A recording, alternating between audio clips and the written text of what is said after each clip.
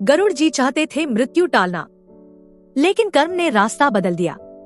एक बार की बात है, एक साधारण सा तोता था जो बहुत सीधा और भोला था। एक दिन वह यमलोक के पास से उड़ता हुआ गया। यमराज जी ने जैसे ही उसे देखा, मुस्कुरा कर हंस पड़े। तोते के मन में डर बैठ गया। वह सोचने लगा, यमराज जी बिना कारण नहीं हंसते, जरूर मेरी मृत्यु निकट है।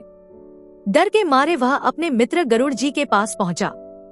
गरुड़ जी भगवान विष्णु के वाहन हैं और सब लोकों में उनकी पहुंच है। तोते ने हाथ जोड़कर कहा, यमराज जी मुझे देखकर हंस पड़े। मुझे लग रहा है मेरे जीवन के दिन पूरे हो गए हैं। आप किसी तरह मेरी आयु बढ़वा दीजिए। गरुड़ जी बोले, पहले शांत हो जाओ।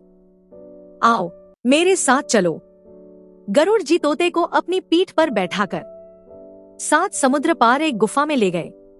वहां छोड़ते हुए बोले, यहाँ कोई नहीं आएगा, तुम कुछ दिन यहीं रहो, मैं स्वयं यमराज से बात करता हूँ। फिर गरुड़ जी सीधे रसातल लोक में यमराज जी के पास पहुंचे। गरुड़ जी बोले, महाराज, आप परसों एक तोते को देखकर हंसे थे, क्या कोई योजना थी? यमराज जी मुस्कुराकर बोले, नहीं गरुड़ जी, मैं उसकी मृत्यु पर नहीं हंसा था, बल्कि कर्म की विचित्र लीला देखकर हंसा था। वह तोता इस समय यहाँ बैठा है, पर इसकी मृत्यु 7 समुद्र पार एक गुफा में एक बिल्ली के खाने से होनी है। गरुड़ जी आश्चर्य में पड़ गए। उसी क्षण उन्होंने पीछे देखा, तोते की आत्मा यमलोक की ओर आ रही थी। गरुड़ जी बोले, महाराज, मैं तो उसे सुरक्षित छोड़ आया था।